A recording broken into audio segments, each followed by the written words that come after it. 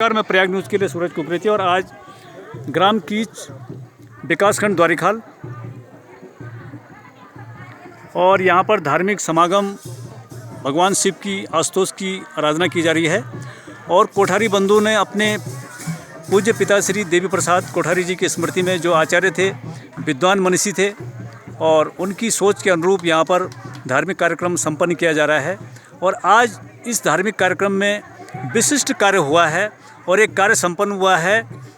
हमारे पूर्व सैनिक प्रमोद सिंह रावत, जिनको हम हरियाली पुरुष के रूप में भी एक मानते हैं, उन्होंने यहाँ पर एक रुद्राक्ष का पेड़ और एक बेल का पेड़, दोनों का भगवान शिव से संबंध है, और उसको यहाँ पर लगवाया है और इसमें सहयोग भी प्रदान किया है। तो हम सीधे प्रमोद रावत जी से बात करेंगे, जो उत्तराखंड के अंदर जगह जगह, खासकर जनपद गढ़वाल में पेड़ पौधे, जड़ी बूटी और मेडिसिन प्लांटों को लगवाने में अपना विशिष्ट योगदान दे रहे हैं और बहुत ही कम कीमत में अच्छे प्रजाति के पेड़ पौधों को उपलब्ध करा रहे हैं। हम सीधे बात कर रहे हैं रावत जी से।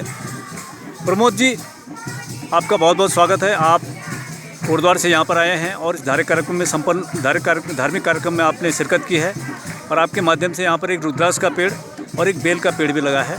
तो ये पेड़ भी हमेशा आपको, जब तक पेड़ यहाँ पर रहेंगे, आपको याद करते रहेंगे। तो क्या कहेंगे आप पहाड़ों के बारे में, जो आपका प्रयास है? धन्यवाद करना चाहता हूँ मैं सबसे पहले प्रयाग न्यूज़ कुकरेती जी का, दूसरा अपने बड़े भाई राधे श्याम कुकरेती जी का, जिन्होंने मेरे को बोला कि आज यहाँ पर धार्मिक कार्य हो रहा है। बड़े भाई सुभाष कोठारी जी उनके समझी हैं और प्रकाश कोठारी जी उनके समझी हैं। उन भाइयों ने भी मेरे को इनवाइट किया, बोला राव जी आपने आना है। तो ये गांव मतलब कभी हमारे पूर्वजों ने, हम लोगों ने तक इस यहाँ तक जो मेरे गांव में जिनमें बैजरो साइड का रहने वाला, इन खेतों से हमारे पूर्वजों ने कितनी मेहनत से पहाड़ियों को काट के बनाया होगा।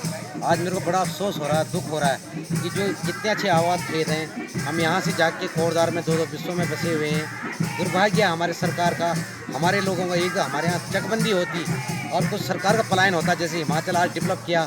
मैं बोल रहा हूँ, जो ये बेल्ट देख रहा हूँ, मैं एक नर्सरी का काम कर रहा हूँ, मैं इसको, मेरे को बोल दिया सुभाष कोठारी जी ने कि इसको आप राव चमकाओ। मैं पक्का जितना मेरे से होगा मैं इनको सहयोग करूँगा। और यहाँ पर जो सौंदर्यकरण, क्या मैं बोल रहा हूँ, फल जैसे यहाँ आम भी हो रहे हैं, यहाँ पर आम भी हो सकते हैं। आम से बढ़िया यहाँ पर सेब का बगीचा बन सकता है, अखरोट का बगीचा बन सकता है, नींबू का बगीचा बन सकता है। इस तरह से हम सोच रहे हैं कि अगर सरकार हमारे बारे में, हमारे उत्तराखंड के बारे में कुछ सोचें, क्योंकि हम 2-2 विश्व में जाके यहाँ से कोटद्वार नदी, सूखे नालों के नज़दीक बसे हैं। अगर हम यहाँ रिवर्स पलायन के लिए, जैसे बाहर के लोग आके यहाँ बस रहे हैं, हमारे लोग अभी प्रयास कर रहे हैं, हम लोग भी प्रयास कर रहे हैं, क्योंकि हम तो सैनिक हैं, हमारे लिए कोई काम असंभव है ही नहीं, हम असंभव समझते भी नहीं। तो मैं सोच रहा हूँ, अगर जैसे इन लोगों की सोच है कोठारी बंधुओं की, तो हम पक्का मैं इनको प्रयास करूँगा, इनके साथ दूंगा, जिससे कि हमारा रिवर्स पलायन भी रुके, या हम कुछ इस तरह की जड़ी बूटी वाले पौधे लगाएं। अब जैसे आज हमने यहाँ पर रुद्राक्ष लगाया और बेलपत्री लगाई, अगर भविष्य में ये बेलपत्री यहाँ सक्सेस हो जाती है, यहाँ के मौसम में रुद्राक्ष हो जाता है, तो हम और लंबे स्केल में यहाँ ऐसे काम करेंगे, जड़ी बूटी वाला औषधीय पौधा लगाएंगे, जिससे कि हमारा रिवर्स पलायन रुके। पर दुर्भाग्य है कि आज हमारा जो नवयुवक है वो कुछ करना ही नहीं चाहता। हम लोग तो पूर्व सैनिक भी हो गए और सीनियर सिटीजन में भी हो गए, पर हम लोग अभी भी ये काम करने के लिए तैयार हैं। पर जो हमारा आज का जो पीढ़ी है, जो भावी पीढ़ी है, कुछ करने के लिए तैयार नहीं, इसी का हमको दुर्भाग्य है, बड़ा खेद। रावत जी, जैसे हिमाचल प्रदेश में डॉक्टर परमार जो वहाँ के मुख्यमंत्री बने, और उन्होंने जहाँ भी जाते थे, उनकी जीप के पीछे ट्राली में 100-200 पेड़ सेब के होते थे, और कार्यक्रम से पहले वो कहते थे कि पहले इन पेड़ों को लगाइए, जहाँ पेड़ लगेंगे वहाँ पे मीटिंग होगी। तो इस तरह से हमारे राज्य को न तो कोई मंत्री मिला, न कोई मुख्यमंत्री मिला, और पहाड़ खेत खाली सूखते रहे और लोग पलायन करते गए। अब उत्तराखंड के अंदर जो 4 धाम है, वहाँ पर तो रोज़गार है, धार्मिक पर्यटन है, लेकिन जो जनपद पौड़ी गढ़वाल है, आपके पौड़ी से लेकर के कोटद्वार, पौड़ी से लेकर के आपका रामनगर तक की बेल्ट, और कोटद्वार से लेकर लालढांग और रामनगर का जो एरिया है, ये पूरा डेड जोन बन चुका है। न यहाँ धार्मिक पर्यटन है, न यहाँ पे कोई पर्यटन है, और न कोई इस तरह की खेती है, न उद्योग धंधे हैं।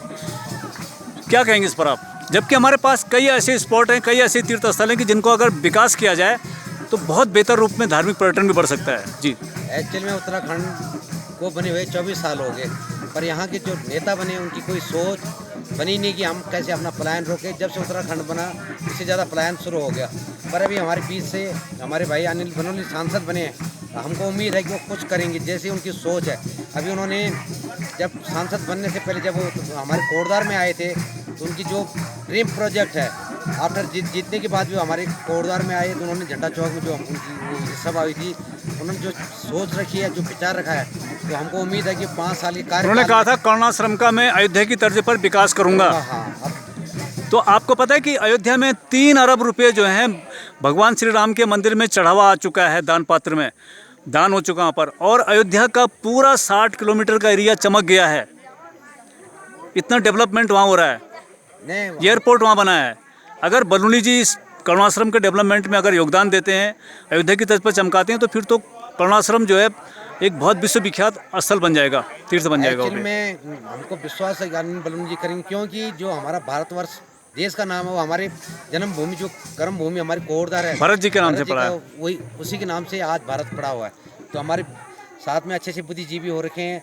हमको उम्मीद है कि आप इस बार जो हमारे सांसद चुने गए, गढ़वाल सांसद चुने गए, हमको उम्मीद है कि कुछ ना कुछ करेंगे और 3-4 साल के अंदर इस कार्यकाल में नहीं हुआ तो मेरे को लग रहा है कि हम लोग तो तब कभी भी नहीं होगा ना। हमारा जो गड्ढे में हम तब्दील हैं ऐसे ही रहेंगे, ना हमारा कोई विकास कर पाएगा ना कुछ हो पाएगा। हमारे लाल डांग चिल्लर खाल रोड है उसका वही हाल है, कंडी रोड है, उनका जो सोच है तो हमको कुछ लग रहा है कि वो कुछ करेंगे इस 5 साल के दौरान, इस कार्यकाल में उनका होगा, नहीं तो ज़िंदगी में कभी होगा भी नहीं। सर आप जो हैं, आप एक सर्विसमैन हैं, आपके पास ईश्वर की कृपा से आपने इतनी मेहनत करके आए कि आपको कोई ज़्यादा रोटी की संघर्ष नहीं करना पड़ेगा।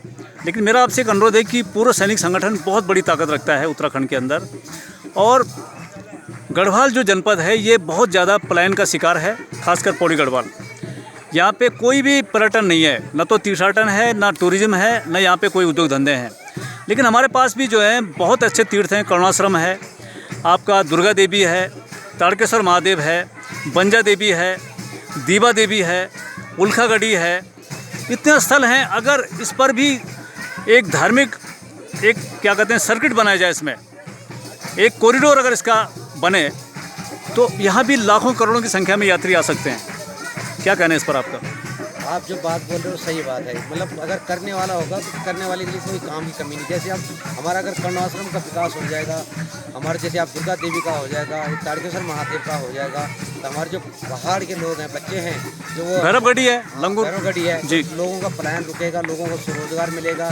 दूसरा जो ये 4 धाम यात्रा है, तो जैसे यहाँ ऋषिकेश से शुरू होती है, अगर वापसी की अगर हमारे पौड़ी से होते हुए इधर कोटद्वार होके होगी, वापसी होगी, जैसे इनकी सोच है। अगर जैसे अभी मुख्यमंत्री ने घोषणा की है, जो हमारे धामी जी हैं कि हम यहाँ से यात्रा को वापसी करेंगे, अगर इस प्रकार से कुछ होता है तो हमारे पौड़ी गढ़वाल के लिए स्पेशल काफ़ी विकास होगा। जैसे कि इधर अपना जोशीमठ साइड में उधर के लोगों को सर 4 धाम यात्रा की वापसी के लिए अभी प्रस्ताव भी गए हैं, व्यापार मंडल ने भी दिया है। लेकिन आपके सामने एक छोटा सा एग्जाम्पल है, एक छोटे से धार्मिक कार्यक्रम के लिए कितने लोग यहाँ पर इकट्ठा हो गए हैं। तो कहीं ना कहीं आस्था और श्रद्धा हमें जो है एकजुट करती है, और उस आस्था के माध्यम से हम अपने जो है क्षेत्र का विकास भी कर सकते हैं, लोगों के दुख सुख में भी शामिल हो सकते हैं। तो कहीं ना कहीं जो है गढ़वाल जो पौड़ी गढ़वाल है, इसको हम 4 धाम सर्किट से जोड़ें, या 4 धाम की वापसी हो, या एक कॉरिडोर से इसको भी जोड़ा जाए तीर्थ की। अगर सरकार करना चाहे तो क्या नहीं कर सकती? नहीं, सरकार पे तो जनता का दबाव बढ़ेगा ना। जनता कर रही है प्रयास, पर जनता की कोई सुने तक को कोई सुनने वाला तो हुआ ही नहीं आज तक, है ना। आज तक सुनते क्या ही। आप लोगों का जो संगठन है, मैं सोचता हूँ कि बहुत बड़ा संगठन है उत्तराखंड के अंदर। कोटद्वार में पूर्व सैनिक संघर्ष समिति है, उसका फाउंडर मेंबर है, भाई साहब पता है। मैंने अपने घर में मीटिंग रखाई, आज हमारे साथ अध्यक्ष हमारे महेंद्र पाल जी हैं, उसमें 10,500 आदमी है हमारे साथ, जो उनमें रजिस्ट्रेशन जिनका उसमें है। तो हम जन इसके लिए काम कर ही रहे हैं, पर दिक्कत क्या आती है हमारे को सरकार का भी। अभी हमने अतिक्रमण के लिए लेटर लिखा था, डीएम साहब ने आदेश दिया कि जो कोटद्वार में अतिक्रमण हो रखा है, पर फिर भाटिया लोगों ने बरदौरों ने अतिक्रमण के लिए भी मुख्यमंत्री ने वो कर दिया कि अतिक्रमण नहीं हटेगा। क्या मतलब हुआ?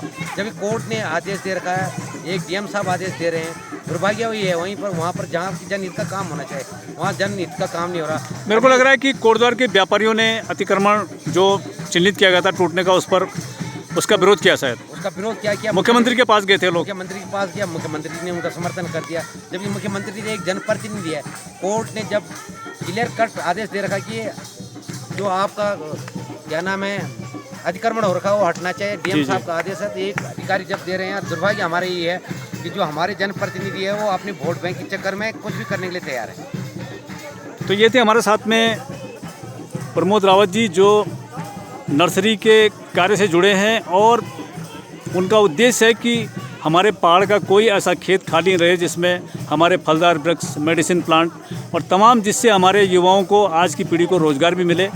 थैंक्स सर, आपका हमारे साथ जुड़ने के लिए बहुत बहुत धन्यवाद। धन्यवाद।